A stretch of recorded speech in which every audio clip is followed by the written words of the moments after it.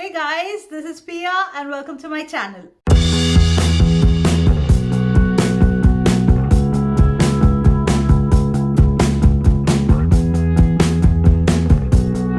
What's up guys?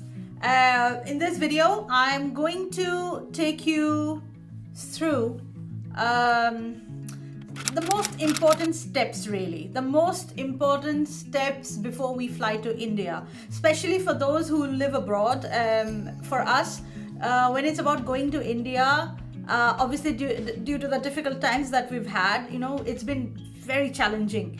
Obviously, emergency cases, we've had to go and we still have to go, no matter how difficult the situation is. However, now the times seem to be kind of, getting better. Obviously, UK has come up with the first vaccination.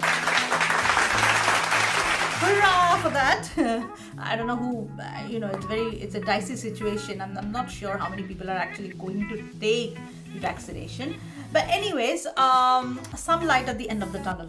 Before we fly to India, I have been wanting to know a lot of things, like, for example, what forms do we need to fill in, which airlines are going, which airports are functional with COVID testing, what are the prices of the COVID testing. So I thought, why not, make a video which will help many other Indians who are stuck abroad or who want to visit their friends and family back home, but these kind of informations are quite difficult to find out.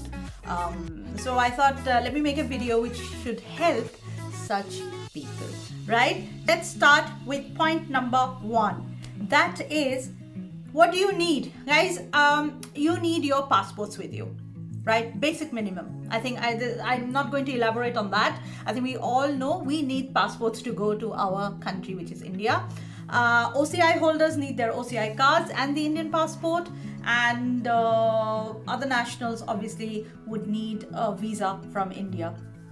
Although tourism visa has not yet opened up, but when it comes to Indian nationals, OCI card holders, they're all eligible to go to India, and all they need is their passports, right? That's the first thing you need before you even think of going. Right. Second point is, it's very important to know the rules in your home country, in your resident country where you are currently, and also the rules back home in India. Very, very important, because especially in the UK, we are divided into tiers. Tier 1, Tier 2, Tier 3. So different tiers have different rules. Okay, so the only rules for international arriving passengers are that you have to have a negative RT-PCR COVID test certificate from the country that you're going to, or you need to get yourself tested at the airports. Okay, these are the only two rules in India. 1, get your negative RT-PCR testing certificate. Number 2, you go get tested at the airport, and then you can leave for your local address, right? That's point number 2. Those are the rules in India. Obviously, people who live in other countries like in Europe or Africa, US, different rules apply everywhere. But India, as far as India has this basic minimum rules. Okay, in India, when we talk about testing, now the question is, where do I get tested? Obviously, you can get tested in your home country. That's obviously an option. Okay, and it is hassle free. It's simple, because you go get tested, and if it's a negative, hopefully it is negative, you can fly with the certificate. If it is positive, you don't fly. Okay, it is simple as that. But there are many of us, right, who think, okay, do I want to spend that kind of money for the testing? Because especially in the UK, the COVID testing is priced at £150 in average. That's like 15,000 rupees in Indian currency, which is a bit too much, where the same testing you do in India, it is costing you about 5,000 even at the test package with food and lounge access, etc. So obviously that's the kind of balance you've got to do, which is more important, whether you want to be hassle free and get it done in your home country and pay that 15,000 rupees per person, or you want to go to the airport, save some money, pay around 5,000 with lounge access, relax, eat and just wait for your report. And but obviously you can never guarantee the hassle, right? In India, it can be quite a hassle at times. So that is one thing you've got to decide. But these are the two options that are available. Now, when we talk about testing, which airports are testing? Mumbai, Delhi airports are definitely testing. I've heard Kolkata airport is also testing, especially for passengers going from the UK. Kolkata airport is testing, and they're charging 1,900 rupees per person, and lounge or food access is extra, depending on yourself, right? Also, if you're going to Mumbai airport or Delhi airport, then you can also pre-book your slots.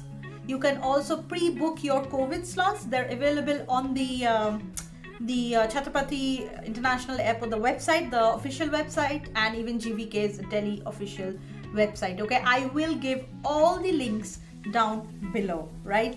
Yeah. By the way, I hope you're still with me and you guys are liking my video, because if you are, and if you've just forgotten to like my video and subscribe, you know the drill, right? Go and click on the subscription and like button. Okay, moving on to the next. So that's about testing. Mumbai airport, Delhi airport 100%, and Kolkata airport also for UK passengers, absolute UK passengers, right? The quarantine policy, I spoke to somebody from Bombay airport itself. I called Bombay airport, and the quarantine policy seems to be different in different states in India. Okay, so it's simple as that. In Mumbai, you get tested, you're positive, asymptomatic, you still go home and quarantine. You're positive with symptoms, you get quarantined in the institution, and you are negative, no symptoms obviously, negative, and you go straight home. Okay, it's not that difficult, right? Delhi airport also, same rules apply. No institutional quarantining unless you are positive. And I think Kolkata also the same thing. In fact, in Kolkata, I think you have to be quarantined at home if you are positive, right? Those are the basic quarantining policies. Last thing which I want to mention is the documents that we need to fill in before we we actually go to the airport to catch a flight to India, right? So the first thing is the Suvidha form. I've been hearing so much about what is the Suvidha form, where is it all located, what is it all about. Now the Suvidha form is available on the website, which I will give you the link below. Yeah, you can go check that. It's on the GVK's official website. There is a Suvidha portal, and you go fill in your details and you upload it. That's all you have to do.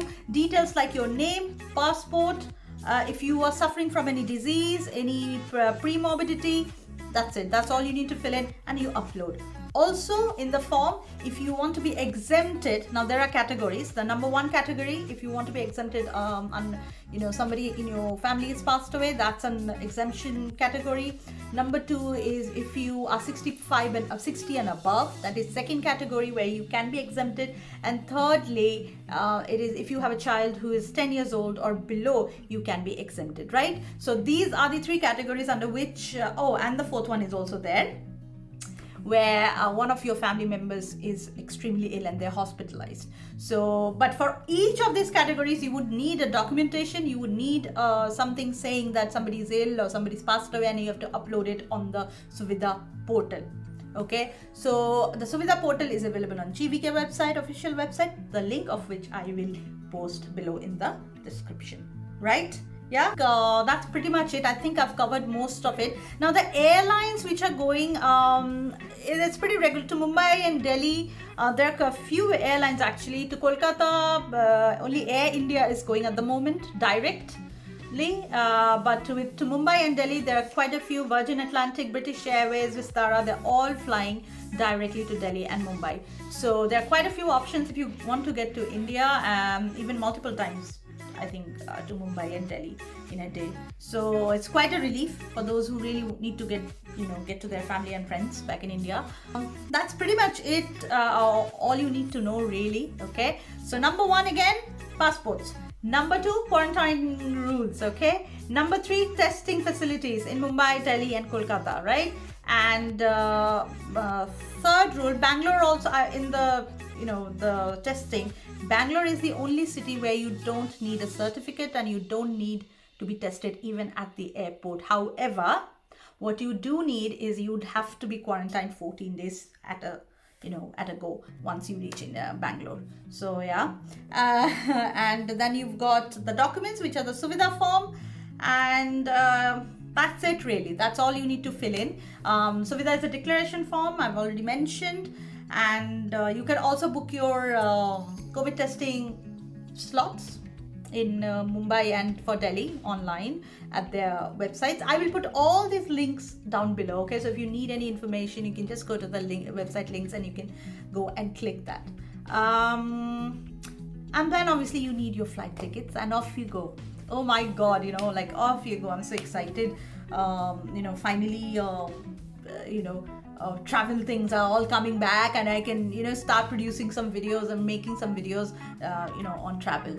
So anyways, that's enough about me. Yeah, so guys, I hope you've liked my video. Yeah, and if you have any questions, absolutely any questions related to going to India or coming back from India, right, you let me know in the comments below, right? You can also reach me at the connect with me on Instagram, you can connect with me on Facebook. I'm all over really. Okay, so that's all for me now. If you've liked my video, please do like and subscribe, and you stay safe, stay corona free, and I will see you guys next time. Okay, until then, bye.